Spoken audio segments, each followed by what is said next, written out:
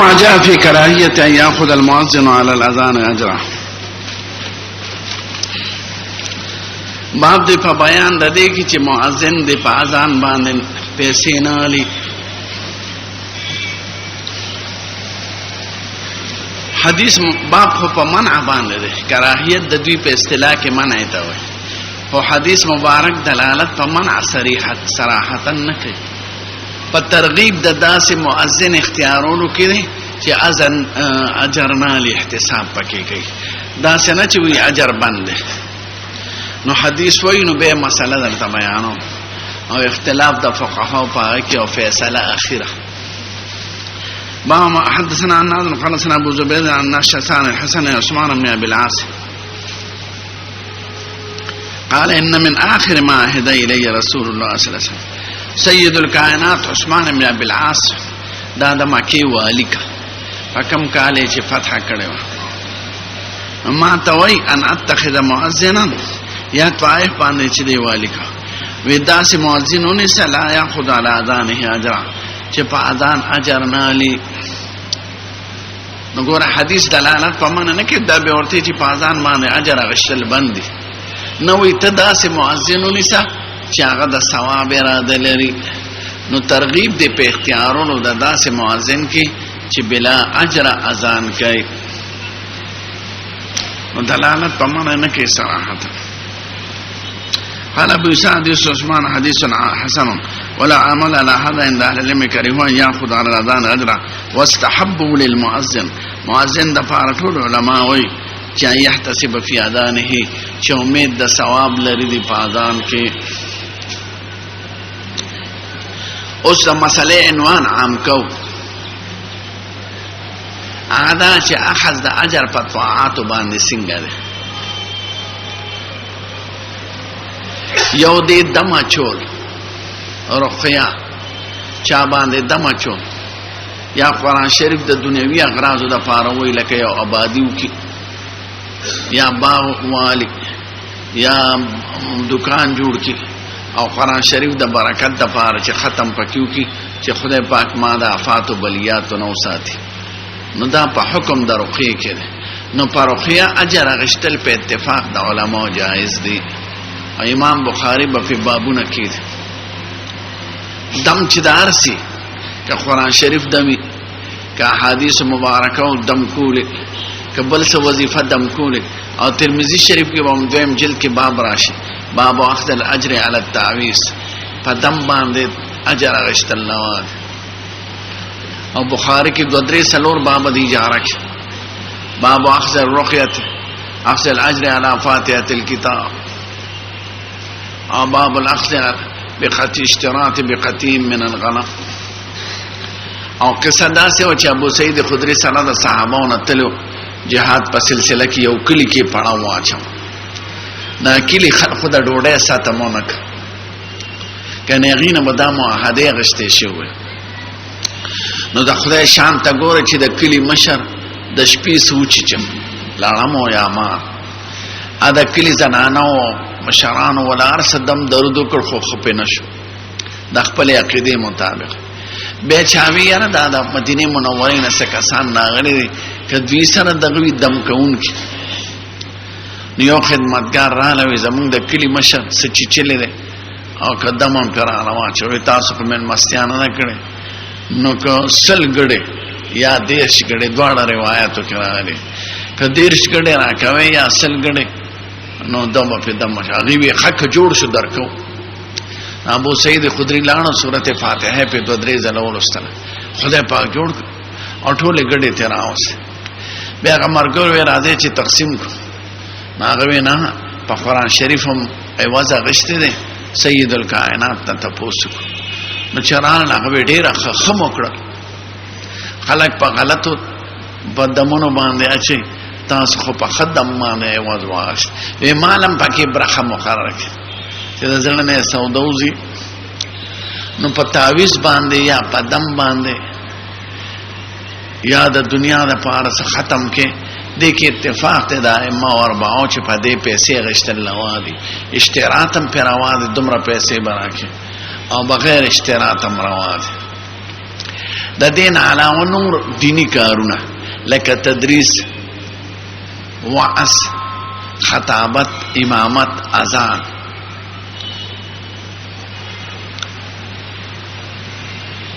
دې کې اختلاف ته د فقها او یو بل صورت ته چې چاله مونږ کول، چاله روزه نیول، دا منع ده په اتفاق. نو په تدریس کې، په امامت کې، په اذان کې، په تذکیر کې، دې کې خلاف ته د فقها. دا اختلاف په متقدمین علماء کې. حضرت امام ابو حنیفه او حضرت امام احمد صاحب د منع قائل دي چې اجر به پکې نه علي، نه به په تدریس علي، نه به په امامت علي، نه به په اذان علي، بلکې قضا باندې ممنوع دي. دو امامان د مخکې نو امام مالک او شافعي صاحب چې اخذ د اجر پر روانه، خدایي مذهب کې لږ تفصیل دی. یو مذهب کې دا چې بلا قید روا ده، دویم کې دا چې د ضرورت وخت کې روا ده، دریم دا چې د بادشاہ د طرف روا ده، د عوامو د طرف بنالي. که بادشاہ حاکم د وخت ولا تنخواه مقرر کړه په تدریس، په امامت، نو روا ده. خدا د چې دغه عام علما د جواز قول کوي. امام ابو حنیفه او امام احمد صاحب د منع قائل دي چې نه بکی. دا د منع دو دلیل دي، یو دلیل نقلی دی، بل دلیل عقلی دی. نقلی دلیل ته حدیث ته عباده ابن صامت و ابو داود شریف کې باندې راشي چې یو اصحاب صفو کې یو سړی ته قرآن شریف وخاو، ناغه مال پایوس کې او خوص راکاو. ما یو درګه د سید الکائنات ته تاسو کوم، ناغه راتوي کې خوص ته نار د خوخین والا،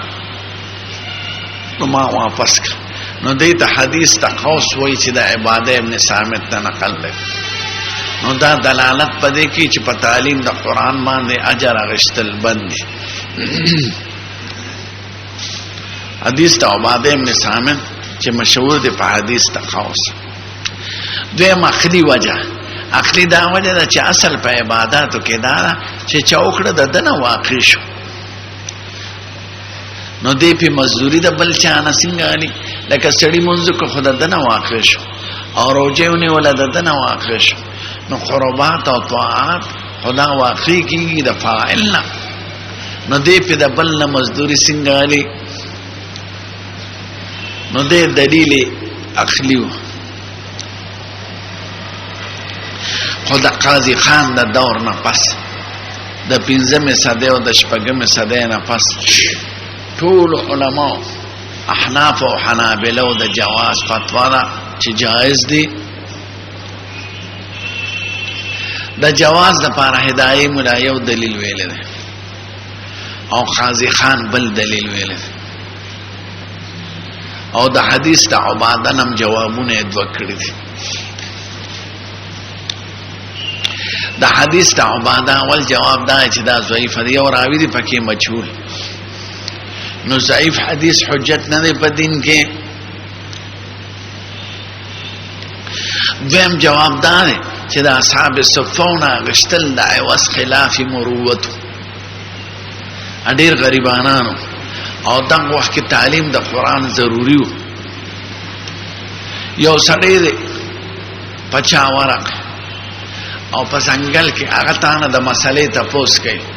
او تو ورته ویلې برته مسله بیانوم چې مالک پیسې راکې، نو دا ناروا دی، ځکه دغه وخت کې پتا تبلیغ فرض دی د دین مسلې بیان. او چې علما ډیری او به درته وې ته ویلې برته بیانوم چې مال پیسې راکې به روانه، ځکه دا فرض عین نه دی دغه وخت کې. نو اصحاب الصفه فقراء او غیته تعلیم د قرآن ضروری، نو حضور مبارک دا غوینا اغشتل مناسبونو ګڼل، نو دی او یارو خوسته نار دی فخینو وار. او واقعات بشماره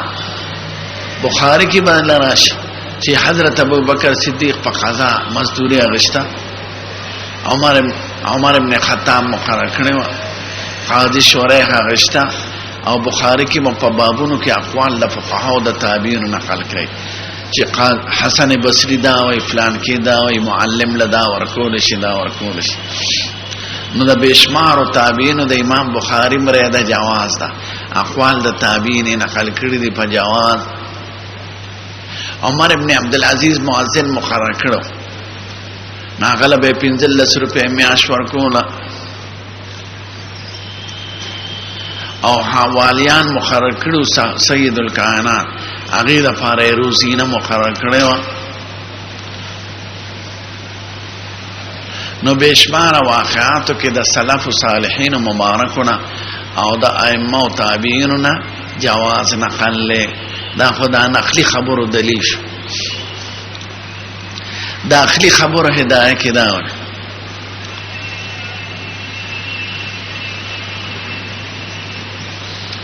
چې په خوا مبارک خلقو چې ناغشته هغه کې رغبت او شوق د دین د خورولو ډیرو او د احتساب ماده و پکې د ثواب اوس توانی سرګند شوی د کمزورتیا د امور په دینو کې. نو که عوض ولا مقرر نکي نو دا سلسله به ختم شي به خپل ضرورتونه د کم نه پوره کوي. نو توانی ناراستی کمزورتیا په امور دنیا کې راغله ده ناغه په خوا په شان احتساب او رغبت نشتا. نو د دې وجنه متأخرین فتوا د جواز ده. قاضی خان وای چې د پخوا د علماء مدرسینو به د حکومت د بیت المال نه وظایف مقرر نو په هغه به گزاره کول خپل تدریس او دغه ته مو اوس نه بیت المال شته نه وظایف شته. نو کومه منع او کو به ارس دینی امور به معطل شي. نو قاضی خان وجد حکومت د طرفه ویل او هدايه مولا پخپل توانی د امور د مسلمانانو ویل ده. د دې وجه نه ټول متأخرین په جواز قائل دي چې جائز ده. نو دا حدیث دلالت پدې کوي چې ثواب نیت ته پکيو کی ځکه دا ثواب بدل خډیر زیات آخرت کې. نو اوس فتوا په جواز ده. البته یو مسله لیکي شامی وغیرہ چې مړی پسې ختم کول نو طالبان داغه عوض غشتي شي ډوډۍ خوراک او پیسې شکرانه. نو مولانا بن نوری صاحب معارف السنن کې د ترمذی په شرح کې منع لیکل چې قرآن شریف کې د ایصال ثواب پنیتی نه آی کې به عوض نه اله ځکه چې عوض واغشت نو ثواب دیونه شو نو سشي مړی تبخه. البته د کور د مالک د صدقې ثواب کیږي هغه چې په طالبانو ډوډۍ خوړه یا سور کړ نو د صدقې ثواب وشو او د دې ختم ثواب نکېږي. ما نه خو چې کوم دوستان تاسو کې چې طالبان ختم لبوزو هم څه ختم کړو نو کومړي نو ورته نه ختم پخپلو کې طالبانو د خیرات ورکه ډوډۍ ورکه پیسې ورکه ځکه ډوډۍ او پیسو کې او په دعا کې اختلاف نشته. نو تاسو طالبانو باندې درې پاری وای به روجي ورکه او دا غټایټ چیرې شهر بابي کوټ و پتلون هغه په مفت کې ورک. خوشان مرشا سیملی کی فیض الباری کی چې دا منع الدلیل زما سمجھتا نرازی یو سړی تمبوزه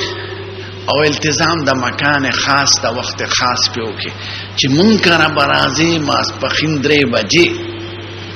ناغه کې وزلی د دې التزام د مکان خاص او د وخت خاص ته وجه نه لې هغه باندې خدا شرعاً ضروری نه. یو طالب چې سبوزي هغه باندې د چا مکان کې ختم ضروری دی او 3 بجې ورتل ضروری دی. وې زه د منه قول نکوم او دا زما ذهن تم پروزي چې طالب باندې التزام د مکان خاص کې دا خدای او د رسول له طرفه پنه نه او د وخت خاص په کې چې پلان کې وخت کې برابر او د پارو خاصو کې چې 2 پاره به یو پاره به نو دې مستحق د اجر په د التزام د غیر لازم نه. د مثال د اجیر خاص ته اجیر یو اجیر عام یو اجیر خاص اجیر مزدور ته وایي نو اجیر عام دی ته وایي چې یو دوبي دی چې ټول خلق ولا جامع وینځي نو هغه ته اجیر مشترک او اجیر عام وایي هغه مستحق د اجر دی په عمل که جامع در لو وینځلې نو پیسې غشتي شي که جامع نه وینځلې پیسې نشي غشتي او یو اجیر خاص دی چې کور کې د نوکر مقرر نو دې مستحق د اجر په التزام دا اوقات وره که کار دې په کو نو اون دې ته زما مزدور شي بدل تا یا کور نو که یو می استیر شوتا پیس کارونه نو دې مستحق د خپل تنخواه ده ځکه په حبس اوقات وکړه ده هغه په عمل مستحق د اجر نه ده په دې حبس اوقات او په التزام د دې خاص اوقات او مستحق د اجر ده نو دغه شان ختم طالبان د مستحق د اجر د په التزام د غیر لازم او په التزام د دغه اوقات خاصه خو اکثر مليان منع دي نو شان ورشا سب جواز خودره زمان بره د جواز دغه مخفخره خدا دا چې ویم خلقو ته چې طالبان باندې ختم مکوي ختم پخپلو کې مړو پسې او طالبان ډوډۍ ورکې پیسې ورکې جامې ورکې چې ثواب ومشي دا صحیح ده کنه تاسو کوم افخه چې به مهنت ورته ملوش بعضې پنځپیریان سختی کوي او یو حدیث پیش کوي په دلیل کې چې اقرأوا القرآن ولا تاكلوا به دا په ختم باندې محمولون دا غلطی ده ځکه د حضور زمانہ کې د ختم رواج نو معنا د حدیث باغه کې چې کوم د رواج او د عرف د صحابه سره یا وا دویم دا چې لا تاکلوا به چې هغه ذریعہ د معاش ګرځي دا سائلین بس تروخی دی تلاوت بشورو کی نو دا حتک دا قرآن کئی دنگا تی مراد دی یا جماعت کی مصر تلال شے یا نور زینو تا جماعت گوڑ کی بخاری ناستی زان تے سادر ویل کری شمالی اتحاد والا او تلاوت پکی خلق ورطا پیسی ورغوزی نو دا عقل بالقرآن دی لکه زد جماعت دا بادینم خلق مناکم چی دا پسڑکونو ناستی او جنڈی خوزی دا خدای کور جوڑی دا زنا اورو زان لکورو نا جوڑو لشی و جماعت نشا جوڑو لی نو اقرأوا القرآن ولا تاكلوا به معنا چې قرآن ذریعہ د معاش او د آمدن وګرځي لکه زمونږ وطن کې بریلیان چې خبر ذریعہ د آمدن ګرځي سرته ورته مالګي خيو داغه د کرامتونو بیان وکړي او دا جاهلان پیر پرس مردار خوار دا خبر ذریعہ د آمدن ګرځولې نو دا کار نه ده خبر ذریعہ د آمدن نه ده د عبرت څه ده د دعا ده چې عبرت والے نو دغه قرآن نه عقل مراد ده ها د دیو جن اخیری فیصله ده د علماء هغه جامع د سورتين چې یو تدریس ته پیسو د پاره ده یو پیسې د تدریس ته پاره ده یو امامت ته پیسو د پاره ده یو پیسې د امامت ته پاره ده د دوړو کې فرق دی چې تدریس د پیسو د پاره کې نو تدریس دی ذریعہ د آمدن او ګرځولا نو دا ښکار نه وي او که پیسې علي پدې غرض د تدریس د فارغ البال نو دا پیسې د تدریس لپاره دي نو دا جایز ده که مدرس پیسې وانه لید بال بچ ضرورت به سره پوره کړي دا د اوقات به محبوس نو تدریس د پیسو د پاره ښکار نه وي ځکه تدریس د قرآن او د سنت دا ډېر مبارک کار دی او پیسې څه شي دې د پاره ته تدریس او یو پیسې علي پدې غره چې د مبارک کار ته زحمتن مصروفه زما ذهن بل طرف ته متوجه نه نو دا فقها علماء ټول جایز کړي چې تدریس د پیسو د پاره خنه دی او پیسې د تدریس لپاره خدي دې فرق تا ګوره دا به معلومیږي څنګه دا معلومیږي پدې چې استاد په یو مدرسه کې او بل ځای ول 50 زیات چې دی په منډه زیات او دا مدرسه پرې دی نو دا ښکار نه هغه پورې به مدرسه نه پرې دی چې ستاسو ضرورت پوره کیږي د دین کار کیږي ولې او کته د لسو د 5 روپو د پاره مدرسه بدلې را باندې نو دا تدریس د فلوس د پاره دی تعلیم د قران او د سنت ته ذریعہ د آمدنو ګرځولا نو دا باندې او که پیسې علي په دې غره چې ز فارغ البالم د مبارک علم ته او ذهني تشويش راتنی د بال بچنه به خیر نو دواړو کې فرق راغی نو دا حدیث مبارک ور دلیل د من نه دی خالص دا د ترغیب ورکی چې دا سه مؤذنونو سره د کې شک نشته چې هغه مؤذن چې محتسبي یعنی د ثواب په امید لري هغه زیات بهتر دی دا مؤذن نه چې پیسو په عمر ابن عبد العزيز ماته 15 روپیا مؤذن لور کول او د خزا او په امامت ټولو باندې حکومتونو د اسلام مقرر کړی دي امامان او قاضیانو لا نو ست ټولو سلور واړو مذهب فتوا او فیصله ده چې هغه شتل پیروان دي خدای فرق تا ګوره او پاتې شو دم باندې هغه کې اختلاف نشته غواړم او په عبادت او بدینیو کې اختلاف نشته چې ناروا دي لکه مونږ کول چاته وې د بستاده پر روزونی سمال شلو پیراک نو دا نکیږي دا روزستان واخش یا ورته شلکات نفل بدلو کماله با البته حج کی ځکه حج د حضور زمانہ کې مراغله حج د بدل نه واره او روزو منځ د بدل نشته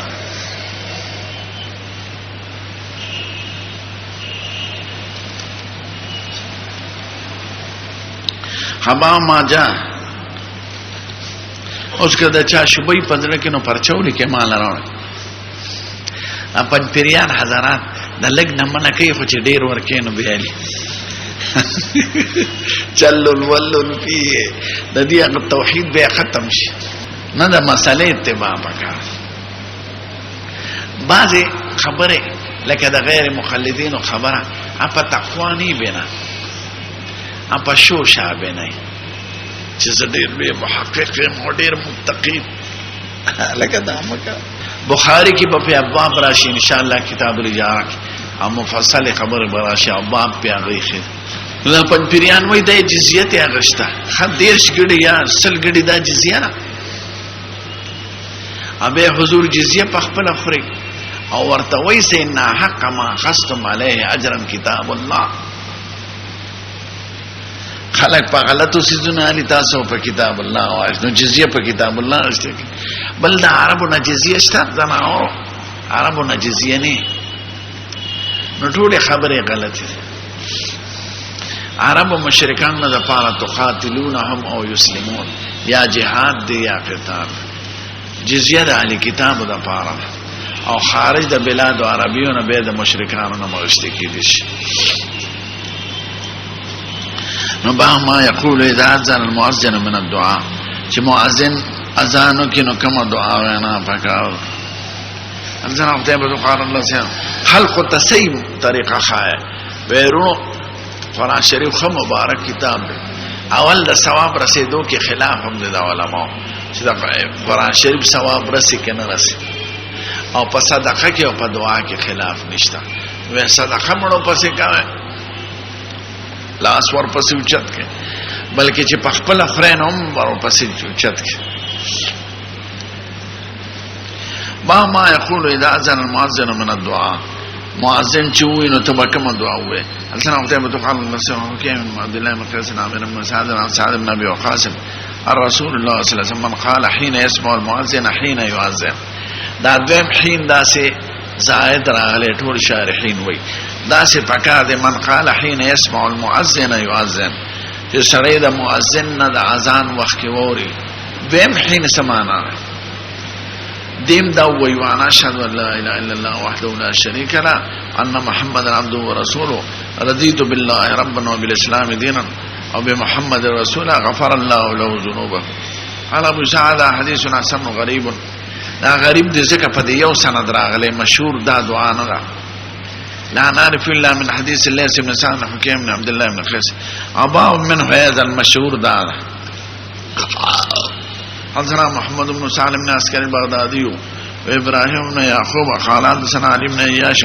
قال حدثنا شعيب بن ابي حمزه قال حدثنا محمد بن المنكدر انه سمع عن جابر بن عبد الله رضي الله عنهما قال قال رسول الله صلى الله عليه وسلم قال حين يسمع النداء اللهم رب هذه الدعوة التامة يد دي بلن كامل مالكة والصلاة القائمة او د دې حاضر منز مالک عبادت څنګه د پاره